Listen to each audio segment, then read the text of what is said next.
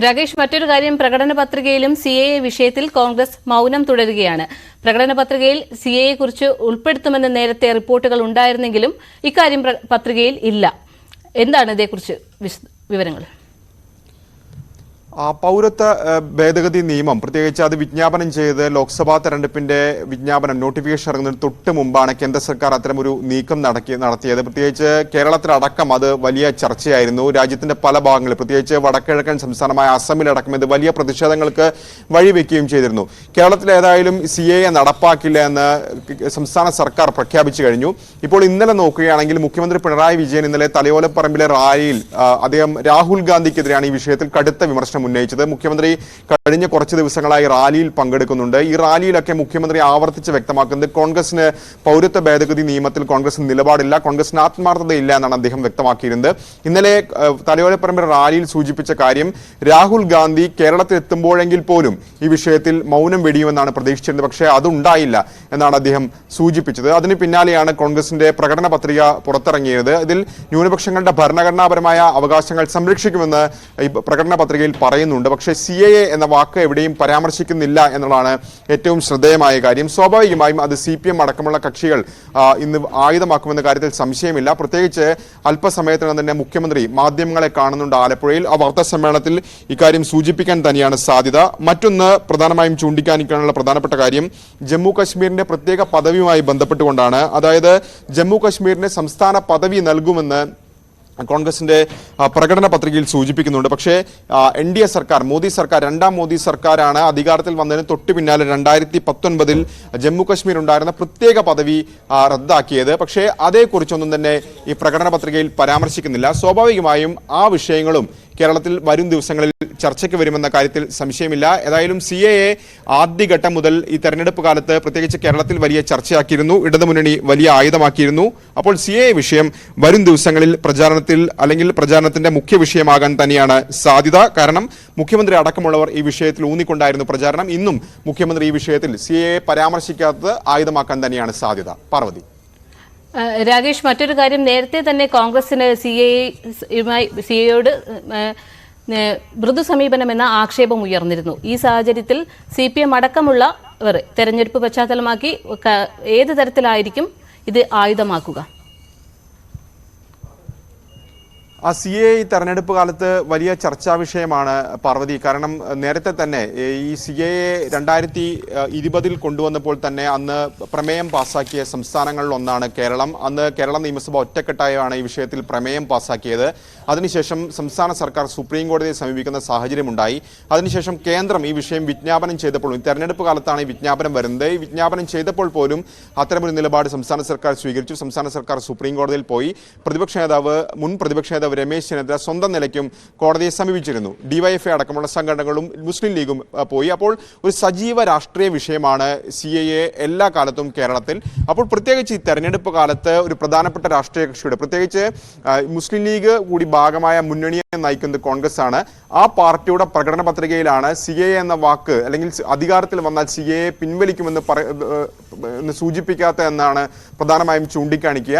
സ്വാഭാവികമായും ഈ വിഷയം ഇന്ന് CPM മുഖപത്രമായ ദേശാഭിമാനിയിലടക്കം പ്രധാനപ്പെട്ട വാർത്തയാണ്. അതിന് തലക്കെട്ട് തന്നെ CAA ഇല്ല എന്ന് സൂചിപ്പിച്ചുകൊണ്ടാണ്. ഇപ്പോൾ BJP നേതാവ് സന്ദീപ് വാര്യർ ചേരുന്നു. ശ്രീ സന്ദീപ് വാര്യർ, ഇപ്പോൾ കോൺഗ്രസിന്റെ പ്രകടന പത്രിക പുറത്തിറക്കിയിരിക്കുന്നു. ഇതിൽ CAA നിയമത്തെക്കുറിച്ച് പരാമർശിക്കുക പോലും ചെയ്തിട്ടില്ല. താങ്കൾ എങ്ങനെ കാണുന്നു?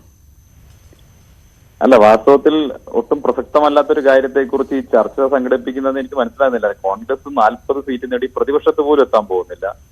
പ്രതിപക്ഷ നേതാവ് സ്ഥാനം കിട്ടണമെങ്കിൽ പോലും 54 സീറ്റ് വേണം. ആ സീറ്റ് പോലും ലഭിക്കുമോ എന്നുള്ളൊരു ഉറപ്പ്, ഒന്നൊരു ആത്മവിശ്വാസം ഇപ്പോൾ കോൺഗ്രസിലില്ല.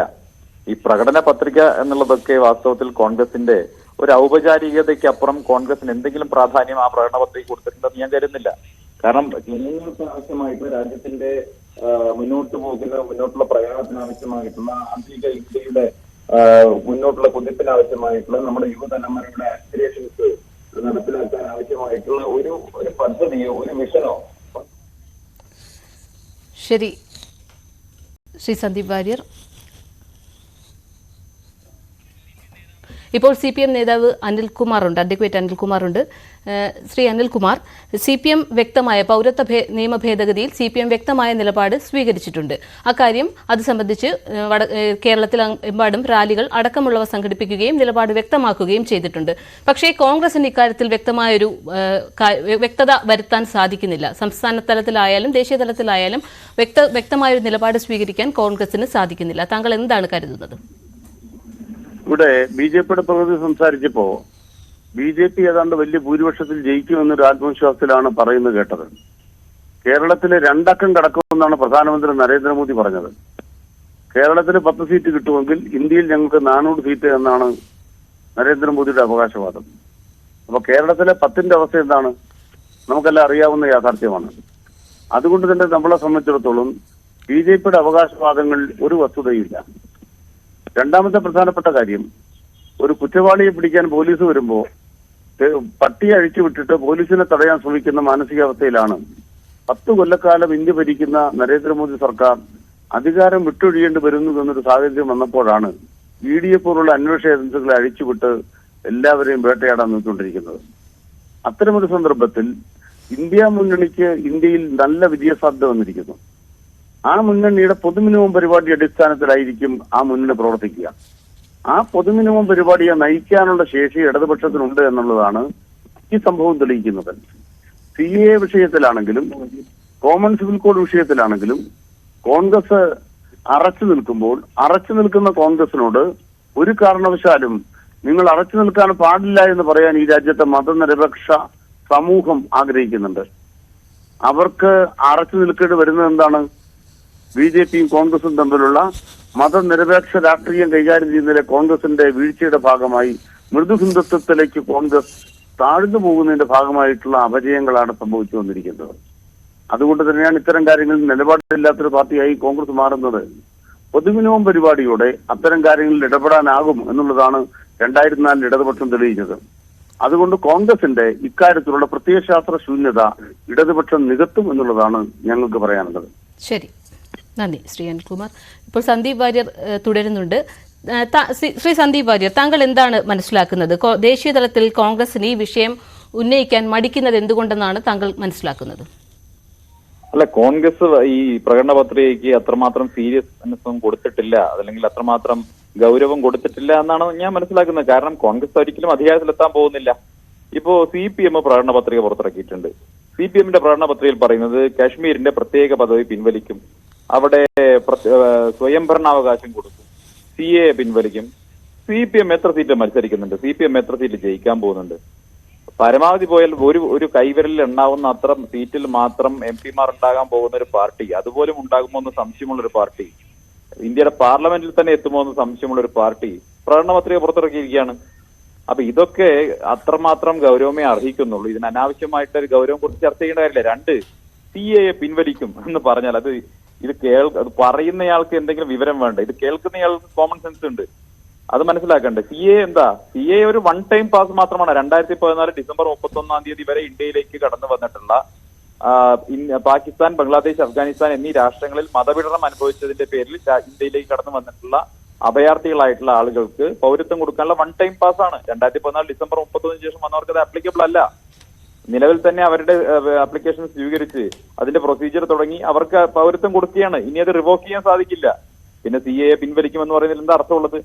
വെറുതെ ആളുകളുടെ CAA എന്താണെന്ന് ചുക്കും ചുണ്ണാമ്പോ അറിയാത്ത കുറെ വിഡ്ഢികളുടെ കയ്യടി കിട്ടാൻ വേണ്ടിയിട്ടാണ് CAA പിൻവലിക്കുന്നൊക്കെ പറയുന്നത്. ഇതെല്ലാം വാചക കസത്തിനപ്പുറം അത് പിൻവലിച്ചത് കൊണ്ടൊരു ഗുണവുമില്ല, പിൻവലിക്കാൻ സാധിക്കില്ല.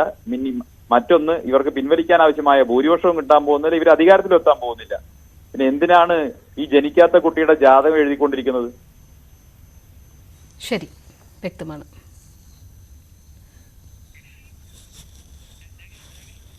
വിവരങ്ങളുമായി രാകേഷ് ചേരുന്നുണ്ട് ന്യൂസ് ഡെസ്കിൽ നിന്നും. രാകേഷ്, കോൺഗ്രസിന്റെ പ്രകടന പത്രികയിൽ CAA കുറിച്ച് പരാമർശമില്ല. ഏത് തരത്തിലായിരിക്കും സംസ്ഥാന തലത്തിൽ കോൺഗ്രസ് ഇത് സംബന്ധിച്ച് വിശദീകരിക്കാൻ പോകുന്നത്?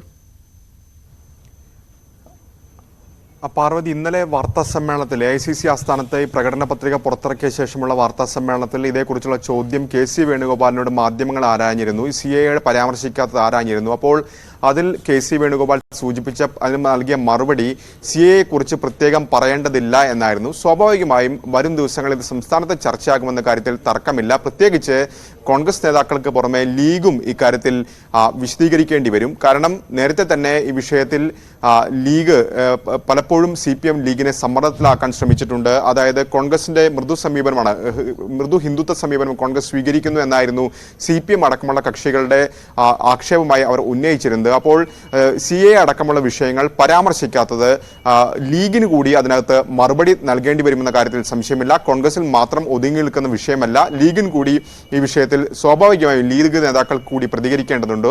ഏതായാലും CPM അടക്കമുള്ള പാർട്ടികൾ LDF പ്രത്യേകിച്ച് വലിയ ചർച്ചയാക്കും എന്ന കാര്യത്തിൽ ഈ വിഷയം ചർച്ചയാക്കുമെന്ന കാര്യത്തിൽ തർക്കമില്ല. പ്രത്യേകിച്ച് അതിന് ഏറ്റവും പ്രധാനപ്പെട്ട കാര്യം ഈ മുഖ്യമന്ത്രിയുടെ റാലി എടുത്തു നോക്കുകയാണെങ്കിൽ എല്ലാ റാലിയിലും അദ്ദേഹം പരാമർശിക്കുന്ന ഒരു പ്രധാനപ്പെട്ട വിഷയം പൗരത്വ ഭേദഗതി നിയമം തന്നെയാണ്. അതിൽ കോൺഗ്രസിനെ സംസ്ഥാനത്തെ നേതാക്കളെയും ദേശീയ തലത്തിൽ മാത്രമല്ല രാഹുൽ ഗാന്ധിയെയും അദ്ദേഹം കടന്നാക്രമിച്ചു. അതിന്റെ ഏറ്റവും വലിയ ഉദാഹരണമാണ് ഇന്നലെ പത്രിക പുറത്തിറക്കുന്ന തൊട്ടു മുമ്പ് നടത്തിയ പൊതുയോഗത്തിൽ അദ്ദേഹം വ്യക്തമാക്കിയത് രാഹുൽ ഗാന്ധി കേരളത്തിൽ എത്തുമ്പോൾ പോലും എങ്കിൽ പോലും ഈ വിഷയത്തിൽ പ്രതികരിക്കുമെന്ന് കരുതി, പക്ഷെ അതുണ്ടായില്ല എന്ന വിമർശനമാണ് മുഖ്യമന്ത്രിയുടെ ഭാഗത്തു നിന്നുണ്ടായത്. ഇന്നേതായാലും റാലിയല്ല, അദ്ദേഹം 9:30 മാധ്യമങ്ങളെ കാണുന്നുണ്ട്. സ്വാഭാവികമായും ഈ വിഷയത്തിൽ ഒരു പ്രതികരണം മുഖ്യമന്ത്രിയുടെ ഭാഗത്തു നിന്ന് ഉണ്ടാകുമെന്ന് ഉറപ്പാണ്. പാർവതി. ശരി, കോൺഗ്രസ് പ്രകടന പത്രികയിൽ CAA കുറിച്ച് പരാമർശമില്ല.